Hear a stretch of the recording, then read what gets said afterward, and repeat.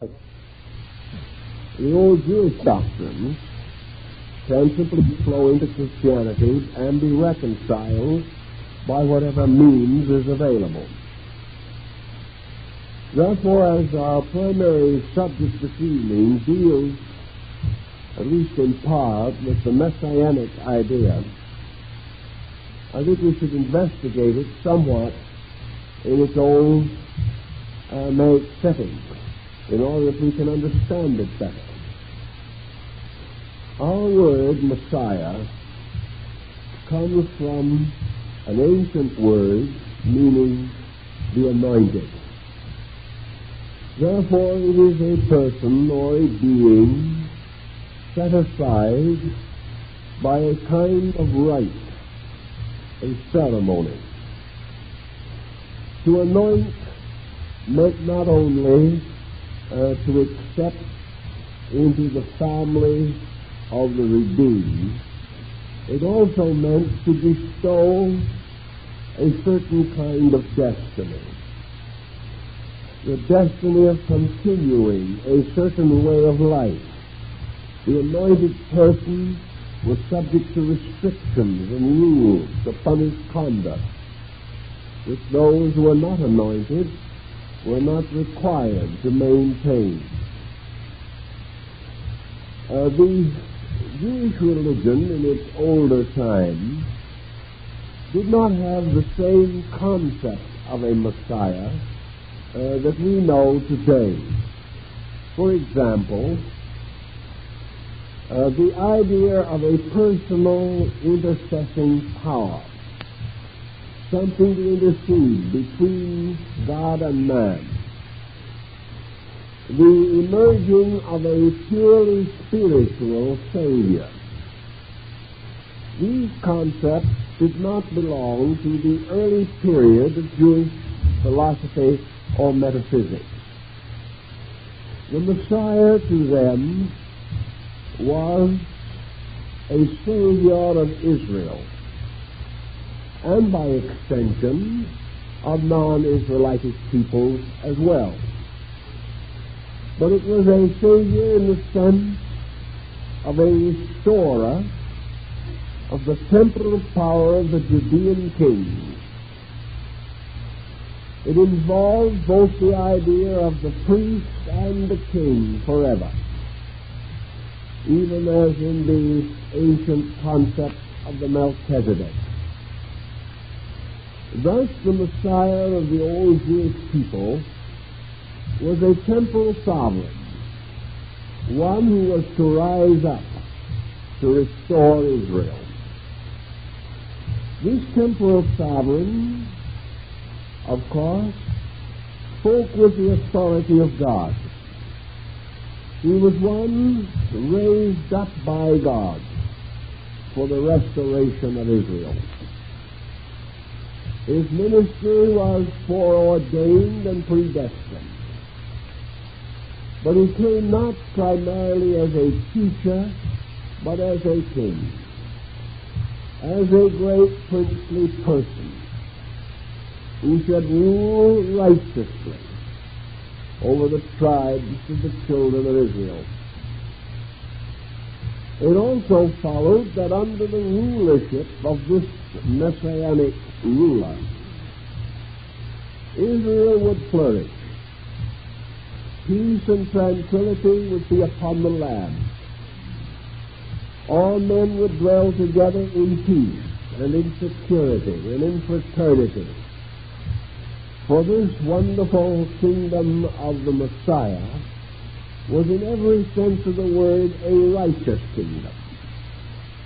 A kingdom in which all good things came to pass, and in which the power of evil no longer afflicted the righteous, the God-loving.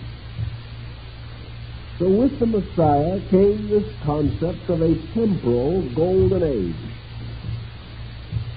an age unto foreverness, in which the people would go on and on under the wise king and those who came after him, his proper and legitimate successors. and there would be forever peace upon the world, and the struggles and the sorrows of ancient days would be no more. Now it would obviously follow that speculations along this line would be influenced very largely by conditions through which the Jewish community passed in its rather long and troubled history. And evidence shows that the importance of the Messiah increased whenever the temporal security of Jewry was threatened. The Messiah, therefore, became a hope image. The more terrible the difficulty, the deeper the sorrow, the more desperately the devout clung to their concept that there should rise up among them the Redeemer of their people. Thus we see during the Roman period of domination not only the rise of Messianic leaders, but even, if we may say so, the rise of pretenders, with the result that a great deal of sorrow and disappointment came into the Jewish religious life. Everywhere men were hoping, and the Messianic leaders could either be of the nature and quality of men like John the Baptizer. All of the prophecies concerning the Messiah are probably in the book of Isaiah. Yet a study of this book shows conclusively that we are not to understand or interpret it as we might one of our own more recent scriptures. The Messiah of Isaiah was a symbol, a being invested with the fulfillment of the need of Israel, a being hearkening to the cry of Israel for the restoration of virtue. Between the suffering of the people and this messianic ultimate was a dark and troubled period arising from the disobedience of man. The human being, having fallen away from truth and of virtue, having descended into the corruption of life, was therefore deprived of the blessing of the advent of the Messiah King. Two schools of thought arose upon this subject. One was that man himself must mend his own ways, must return to the simple paths of virtue and integrity. And when man lived the life as revealed and given in the Torah, then the Messiah King would come to reward man for the virtues that he had learned to practice from his own need and understanding. The second school was that the Messiah would usher in this better time. The corruption would not end until the Messiah did come. That the hour of this coming no man knoweth, for the mystery rested forever in the divine will. Thus we see two different aspects of one problem. One in which man must earn his salvation, and the other in which salvation must be bestowed, because man himself did not have the power or understanding to achieve this most important and noble of all ends. As time went on, Jewish mysticism began to mingle its streams with Islamic metaphysics and the rising theology of medieval Europe. We see the Kabbalistic position emerging more and more strongly, which again is a highly mystical or metaphysical tradition. And I think the modern Jew of today more or less favors this metaphysical or mystical approach, which is not in substance so very different from that of the modern Christian. The tendency now is to regard the Messiah no longer as a temporal king, no longer a ruler over Judea, although the Zionist movement did emphasize this at one time.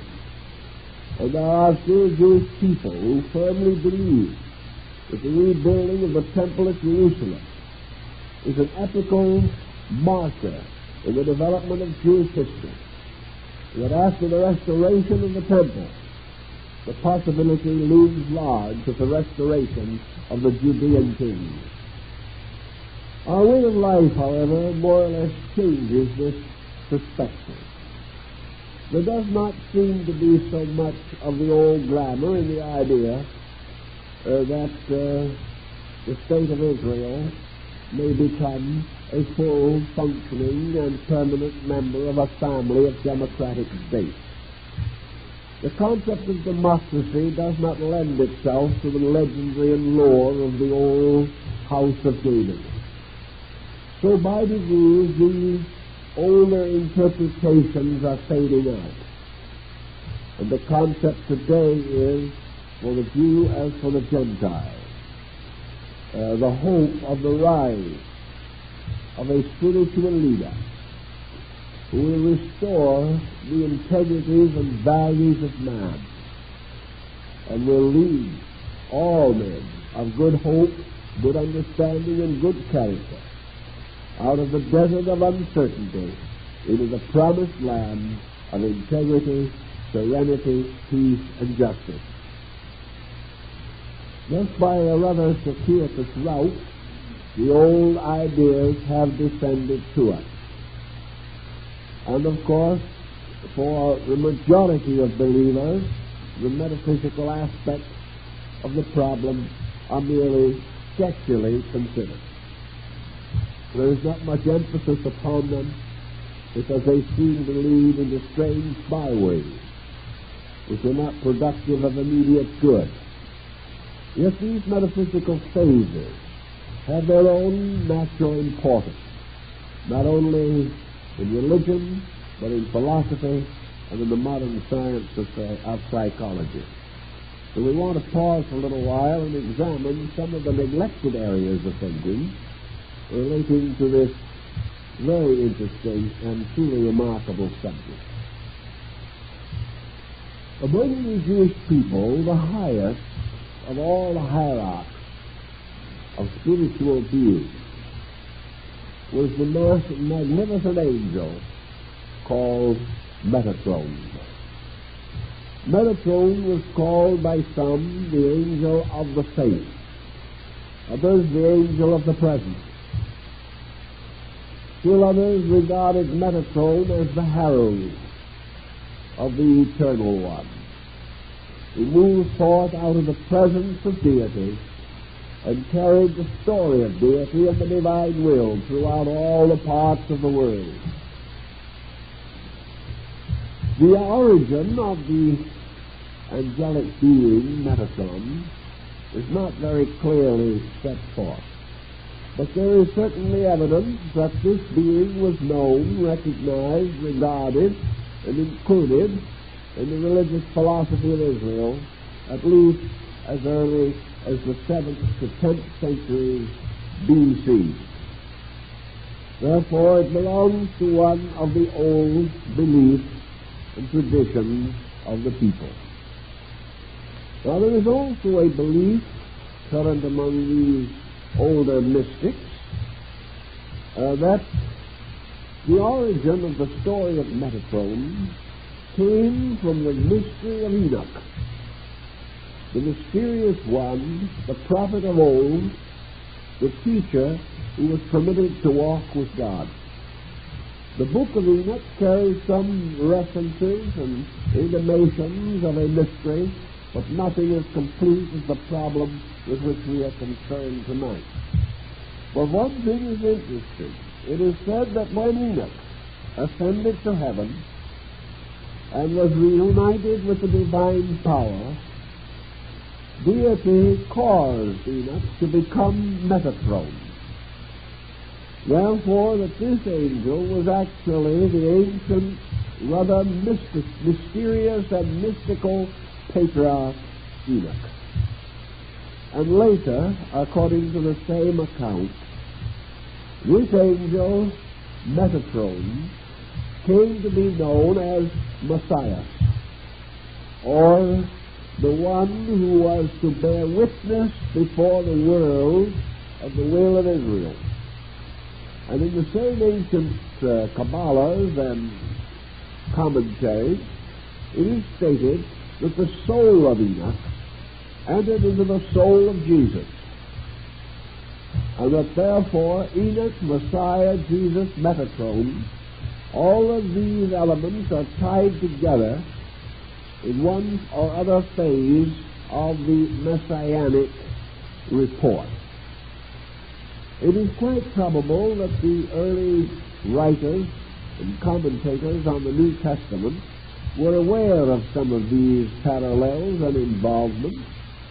And it may also quite have been that some beliefs or traditions relating to this were particularly current or held unusual interest at the time of the birth of Jesus, inasmuch as he was born in one of these critical periods in which the messianic concept was pushed forward very heavily by the Jewish people in their great temporal calamity. All of these points cause us then to attempt to go still deeper to see if we can what the basic underlying philosophy bearing upon this problem might well be. We know that this philosophy will have to be drawn from more than one source, even as old Jewish philosophy was drawn from more than one stream of cultural descent. One of our most helpful contributing sources would be Egypt, where a great deal of the wisdom of the old Jewish people seems to have originated, especially as we are told definitely that Moses was most learned in the wisdom of the Egyptians. Last week we took up the phase of attempting to understand the rise of an anthropomorphic universe, a universe in which two principles or powers held certain sway over the state of existence. The positive and aggressive principle being in this case the power of deity, and the so-called passive principle being the power of law. Deity operating through and with law, bringing forth creation. So that throughout all structure, creation was a lawfulness. We observe in the old Jewish writings a considerable lack of what we might term emotional warmth. The old scriptural writings are very much the idea of the law and its inevitable pressures and meanings. The law is summed up in the Decalogue, or the Ten Commandments. It is also summed up in the powerful concept of an eye for an eye and a tooth for a tooth. And down through the involved structure of both the Babylonian and Jerusalem Talmuds, we find Jewish jurisprudence and the legislative phase of Jewish religious philosophy. And in these brackets, we observe the sternness, the heavy burden of principles dwelt upon, intensified by study, so that everything becomes a series of precedents about principles or convictions or revelations. And the learned body of the Sanhedrin, sitting in meditation upon the Torah, upon the law, listening to the elders, upon the interpretation of the law. This process determined the moral life of Israel. Now, it is rather obvious that a people growing up through a series of emotional catastrophes would have certain needs of consciousness which could not be fully expressed in the concept of the eye for an eye and the tooth for a tooth.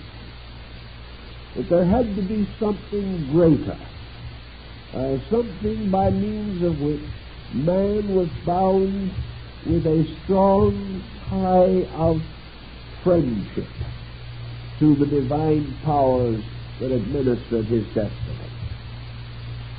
In the speculations about these things, the being Metatron seems to come forth with a strange and wonderful dignity.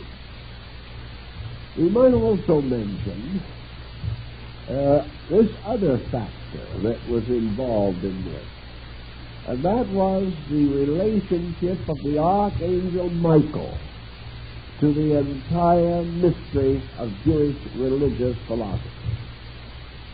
Some of the medieval Kabbalists were of the opinion that Michael was a kind of secret god of Israel, that while the populace and the people worshipped at the great altar of the geovestic concept, the learned, the deep, the mystical, the enlightened recognized the Archangel Michael as the Psychopompus, the Lord of souls, the most powerful and mysterious of all the agencies of heaven. Michael and Metatron were sometimes intermingled, and their various attributes confused. But out of the general confusion, there arose a representation of a secondary power arising in the interval between God and law. That God and law simply were not enough. That between these two there had to be an equilibrating force, a balance set up in space. And that the purpose of this balance was essentially to reconcile the manifested attributes of God and law. In essence and substance, God and law were reconciled. But as soon as law began to manifest, deity correspondingly ceased to manifest. The universe became very largely a manifestation of law, not of God. The oceans and the tides and the irregular risings and settings of the sun, these were manifestations of law. And we have a situation in the rise of the early Jewish religion that we also find in India, in China, and even among the Buddhists. Gradually, the primary deity is forced back to an almost unknown estate, almost unrecognized. And in its place comes forth a new concept of deity, a concept closer to men's understanding and contemplation. Now we have, for example, in Christendom, a great many houses of worship. The majority of these houses of worship, however, if you go rather carefully and study them, are not dedicated to God the Father. Most of them are houses of worship dedicated to Christ, or to the Virgin Mary, or to the saints. You'll have the Cathedral of St. Andrew. You will have the Church of St. Thomas. You will have the Ecclesia of St. John the Baptizer. And you will go down all the way through this list. But on very few of the cornerstones or inscription tablets will it say simply, dedicated to God the Father. The paternity of deity sort of disappeared in Christian worship. It disappeared also in Hinduism, where Brahma began to lose prominence and Shiva, or Vishnu, became the principal deity of the pantheon. This is probably due to a phenomenon that you can observe yourself, namely that in your own experience, if you take two processes such as divine will and divine law, and you look around you, or even look within you will see many manifestations of divine law. But you will have difficulty in distinguishing or separating manifestations of divine will apart from law. In other words, perhaps simpler words, the inner consciousness processes of God are exceedingly difficult for us to conceive, whereas the so-called external creative powers of deity, by which worlds are fashioned, by which great processes occur in nature, these come more immediately to our recognition. So we become more aware of deity veiled in laws than we do of deity apart from these laws. In fact, there is some question as to whether we can conceive of deity totally apart from the vestment of processes by which it operates in the procedures of creation. In any event, men gradually seem to feel or to sense a certain difference in their religious insight. There was a distinct concept of man rising up to assist in the bridging of the interval between deity and creation. Man as a creature sought to know and understand his Creator. He found it necessary, therefore, to bridge this incredible interval of quality. He raised up his hands to the heavens, but he did not find the Creator. He found only symbols of sky and light. He sought within his own nature, but he did not find Creator. He found merely the strange longings and yearnings of his own heart. Everywhere he turned, seeking to find the way to union with his God, he found this way barred by mysterious processes. And of these mysterious processes, perhaps the most dominant and difficult to understand were the very processes of law. He found cause and effect, good and evil. He found the various principles of energy. But he could not bridge this mysterious distance that led him or intervened between him and the conscious experience of the life principle of God. So along the way he began to experiment with this. And among his own experiments, one of the most simple that he made was the establishment of a priesthood. At a very early time he recognized that among his own kind there were some who by their very natures and characters seemed to be set aside for the worship of God. He also realized that there were certain needs for common worship, for assembly, and for the rites and rituals of faith as a means of strengthening or restoring man's remembrance of the spiritual origin of himself. So these religious institutions came into existence, and with them a pious kind of person, an individual who no longer took part in the general activities of life, but who was devoted to prayer and meditation, to the transcription of ancient writings, to art and music, and to the common public service of the needy. As time went on, this person took on a number of roles. He became the physician, the attorney, the counselor. He served in all capacities the common need of people, and he did so in the name of God, or in the name of the faith of that people.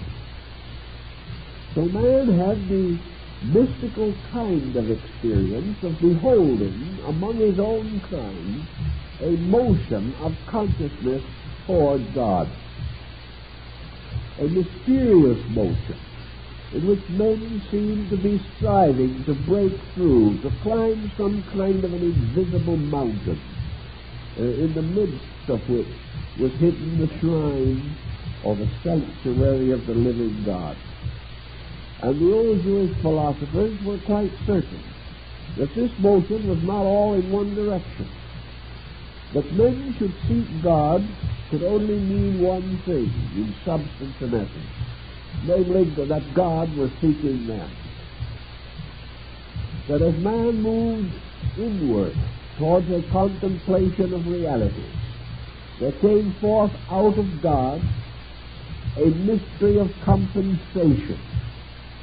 Here we still had a world of law, but the fact that man tried to be better itself set up a motion in law.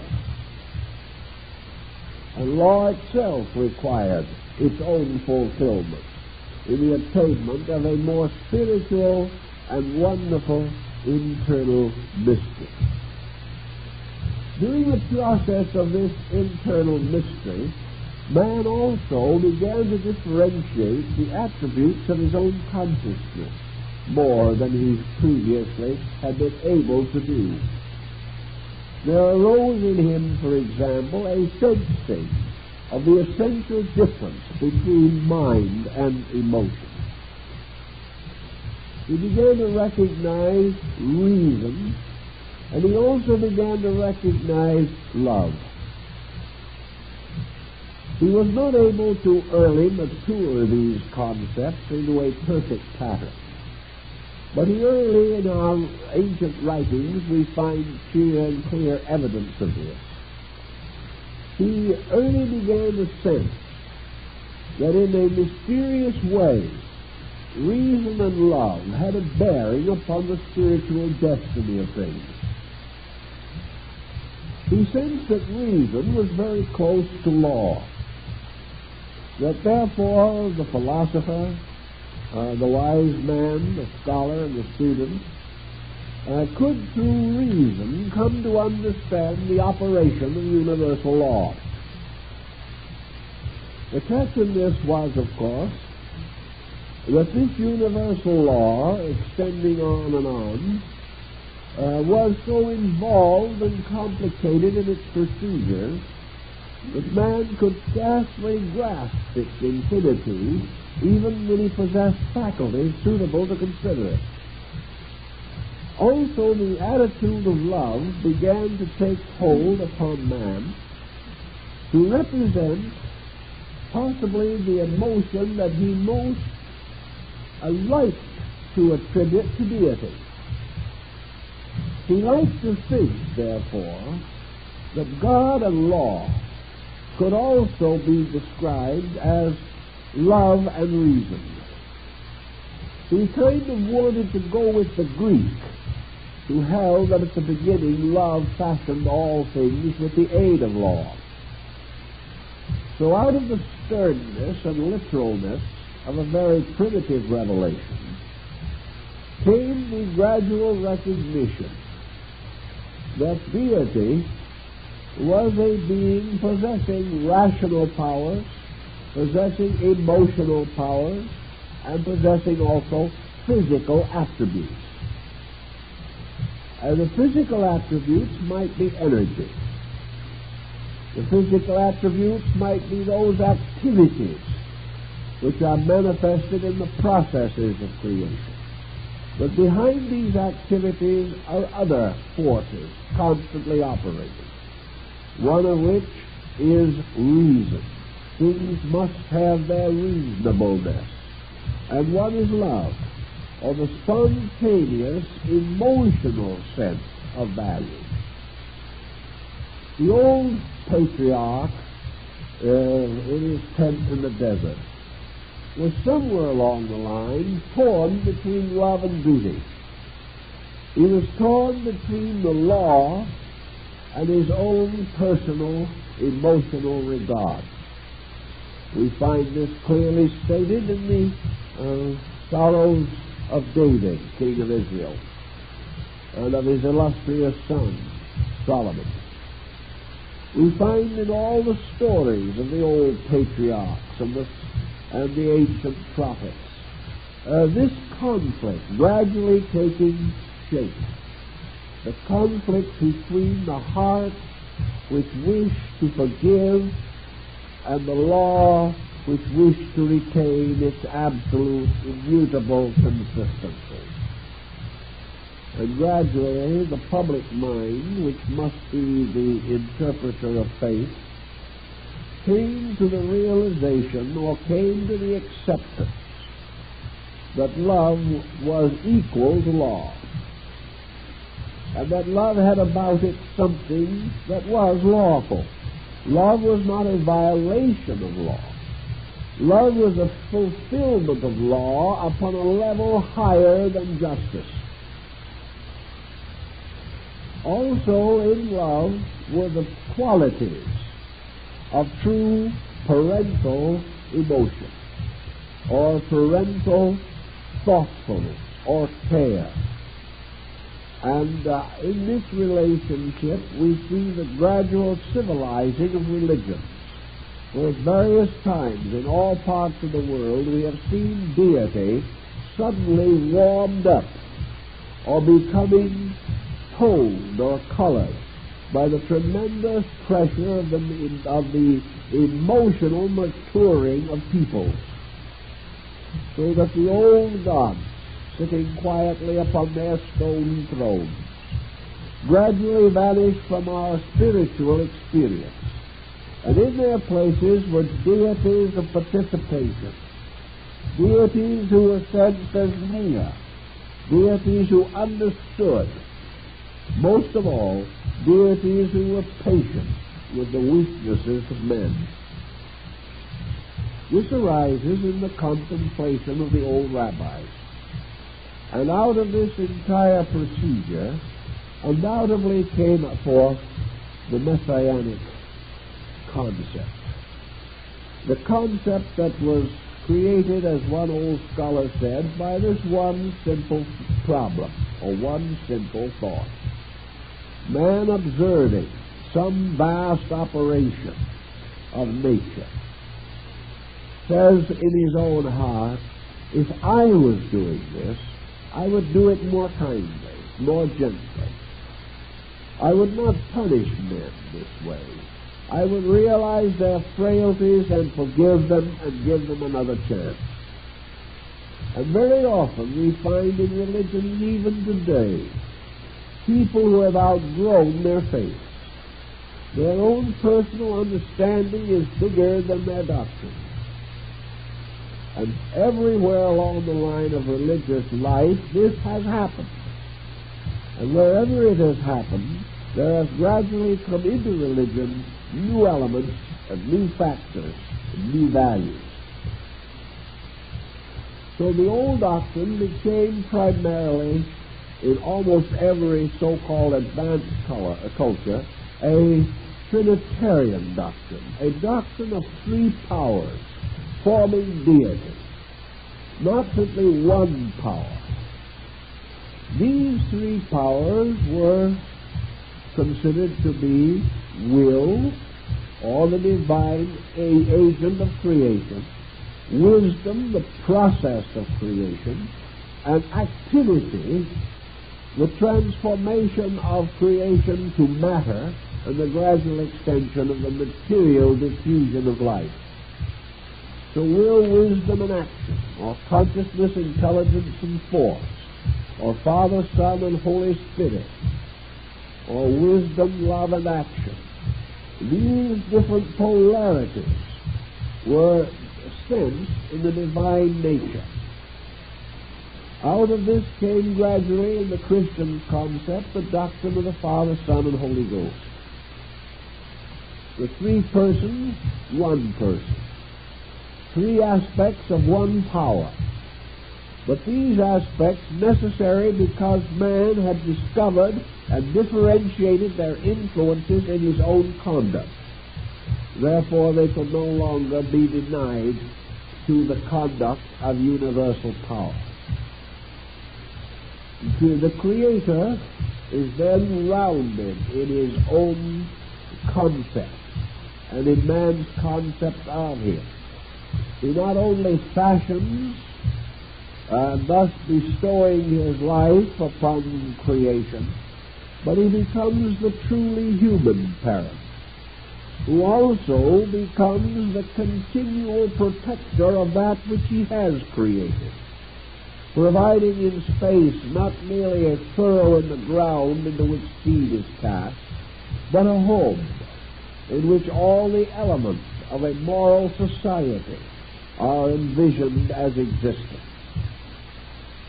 Out of this new relationship, therefore, comes the loving Father, the protecting Father, the Father who forgives, the Father who relents, the Father who is not merely a God of justice but of mercy, a deity in whose nature all the weaknesses and imperfections of man's constitution are experienced or known. For whereas man may not know God, God, by virtue of its own divinity, may and does know man. And it's the power of the superior to know the inferior, which, as Buddha points out, causes the superior always to assume a full paternity, an attitude of greater understanding, and greater love and patience. So in this situation, the ancient mystical concept was that out of the spiritual experience of deity and out of the spiritual experience of man searching upward, a miracle of circumstance occurred. Man rising from his own ignorance and searching further and further into himself and into space in quest of spiritual consolation, sought to create some form of bridge between himself and the invisible. This bridge was his own rising psychic nature. This bridge balanced the mystery of spirit and body, or of God and law, because now in this interval was placed a mediator, a common ground which partook of both the superior and the inferior. At the same time, there rose in the divine nature also this spirit of mediation, this spirit which could not manifest in man if it was not already in the power which created man. Therefore, as man can seek a fuller and more sympathetic understanding of life, it is only because he has been endowed with faculties which make this possible. These faculties rise also in the divine nature. So in the nature of deity, there came the mysterious power by which it began to understand man. That the relation was no longer that of a king and his people, but the king put upon himself a disguise and went forth, as did Solomon, to wander the streets of his cities, to know how his people lived. In other words, the divine autocrat began to disappear, much as in the case of Akhenaton in Egypt. And the king as the responsible leader of his people, the king as parent, the God king as father, began to take clear shape in the formation of religious convictions. To do this, therefore, deity had to gain this mysterious awareness. And it is said in the ancient writings, to achieve this end, deity took flesh and dwelt among us. Now you'll find the Greeks anticipated this process also. For in their legends, whenever the deities are in need of information, they come down to earth, take upon themselves mortal form, wander unknown among men. The same was true in the ancient Nordic and Gothic rites, and it is believed in India today that some lowly mendicant you meet along the roadside may be the deity Shiva, still wandering the earth to test the souls of men. So in the old beliefs, this supreme sovereignty projected from itself attributes or aspects of its own nature. These became embodied for the purpose of exploring into the psychic mystery of human life. Just as surely as we, under some conditions, may search in a foreign land to find out how other people live, and having discovered the truth, become very much concerned with this discovery and try to solve the problems that beset others. So in the ancient belief, it was held, the deity became more and more mindful of its people, just in the same ratio as the people became more mindful of deity. And out of this mutual mindfulness, there was built the world soul, which was the mindfulness of God, and the human soul, which was the mindfulness of man after God. Now this point is rather intriguing, because it would indicate that the structure of the soul might be subject to further analysis. The soul actually represents, therefore, a reaching out towards something necessary. It is a reaching out to experience something, and the very substance of soul is therefore its experience capacity. The soul of deity, the universal soul, is reaching downward into the mystery of the abyss, of that which is unknown. The human soul is reaching upward into the mystery of space, and that which is not known. All material things seem to be reaching out toward the mystery of eternity. All spiritual things seem to be converging upon man himself, as though there would sometime be a strange and wonderful mingling of these two vast motions of life existence. There is no doubt in the world that gradually the personification of the mysterious soul process was the basis of the Messianic concept. We find this also in medieval Europe among the Christian mystics at the time of the rise of alchemy. We know that the alchemical researches and speculations, the strange, fantastic accounts of the gold makers, that these were primarily explorations of psychic life, the discovery of the soul power, and in all instances the stone or the mysterious elixir of life, the universal medicine, the agent of transmutation of base metals into gold. This mysterious agent was nearly always symbolized under the likeness of Christ. And it was believed that the life of Christ was the perfect textbook for the regeneration of metals.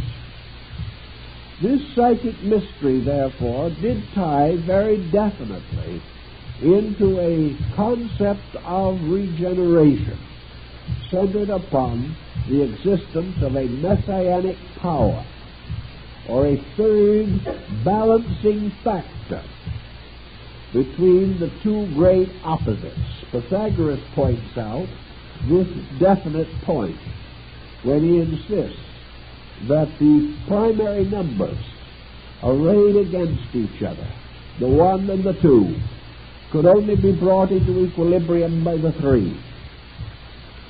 That the 1 represented God, the 2 represented matter or law, and the 3 represented man or soul. Therefore, that man actually, because of his unique position in nature, is the embodiment of this psychic middle distance. That man is born a living soul. That as a soul he is an inhabitor of a middle land called Midgarden in the old writings. That man therefore has as his own nature and proper birthright the power to exist in a material state by virtue of body, and also he has the birthright to live in a supermaterial state, or a divine state, by birthright of the spirit within his own nature. In man, spirit and body are also linked by the compound substance of mind-emotion, or the psychic vehicle. Man is therefore as much a part of the Trinity as the other parts. For God is truly the embodiment of spirit, the universe is truly under the laws governing matter, and man is under the integration which we call soul. And the 3 parts of creation are spirit, body, and soul. And man is the peculiar, mysterious symbol of soul in the Western philosophies, just as in the flower arrangement of Oriental mysticism. So, being the soul of itself, man represents 2 things. He represents the psychic rising of his own nature, and he also represents the psychic diffusion of the universal soul in space. Thus, in the old Hebrew speculations of the Kabbalah particularly, the Messiah is man. Yes, the Messiah has the number of the man. For the Messiah has the number of Shaddai, which is the great, the most powerful, the number of man. Man, therefore, is the eternal symbol of the eternal soul power in space. And man, attaining to his full dignity, becomes the living soul which binds heaven and earth. Man, therefore, not only visibly but invisibly, is the psychic bridge between God and nature, the psychic bridge between will and law, the psychic power or bridge between creator and creation. This important discovery had a profound influence upon the ancient mystics. For if this Messiah, therefore, represented a soul power available both in man and in nature, it naturally followed that the root of this messianic principle was in deity, in the heart of God. And the manifestation of this power in the story of human activity was in the heart of man. So that which arose in deity as archetype becomes manifested in man as fact or as circumstance moving into conduct. It would then naturally also follow that man passed from an old dispensation to a new dispensation. He passed from the dispensation of will law, or the ancient concept of the Creator and the Creator's retributional power, and passed into a new relationship with existence, in which he becomes, so to say, the firstborn of life and law.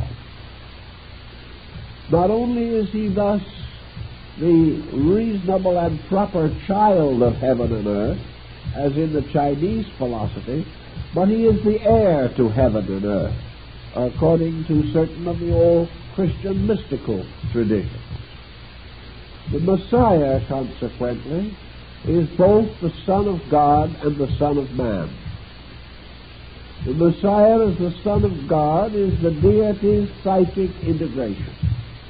The Messiah as the Son of Man is the human being's psychic integration. These are interrelated, but they form, on both levels, the bridge, the link. They form the connection between cause and effect. They form the middle ground across which one nature may pass to the consideration of the other. Therefore, the saving of man, the salvation of man, is always represented by the patriarchs, the prophets, or the messianic beings that have come from God. And the power which emerges from deity is its own archetypal psychic entity. The concept of this also shows itself in the idea of the kingdom. From the kingdom of this world, which is the mortal kingdom of the Judean kings, there comes the idea of another kind of kingdom, the kingdom of heaven. There is an invisible world, and in this invisible world there is also the great city of God, as St. Augustine describes it. And over this city of God, the Lamb of the light rules supreme. There is an inner world and an outer world. The outer world is essentially the world of body. The inner world is the world of soul or psychic life. Beyond this is the world of spirit. But it is only over the bridge that we can attain to this other land, which is much like your Pure Land sect in your northern Buddhistic doctrine.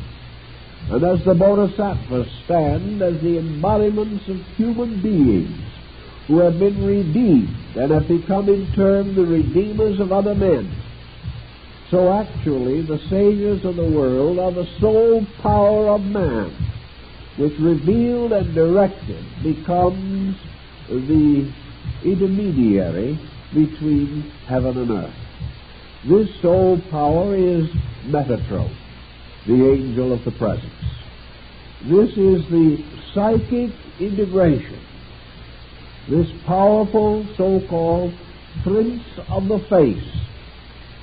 For when man gazes upon the face of deity, he sees not the face, but the angel of the face. He sees not the face of God, which is invisible, but the vast psychic face of the moral world, of the world with its real spiritual attributes, visible as qualities, but we cannot pierce the veil into that which is at the root of quality and remains forever invisible to us. Now, the power of the psychic entity over natural law and over the will of God, this situation has also called upon mysticism for a long time. And the old scholars among the Jewish people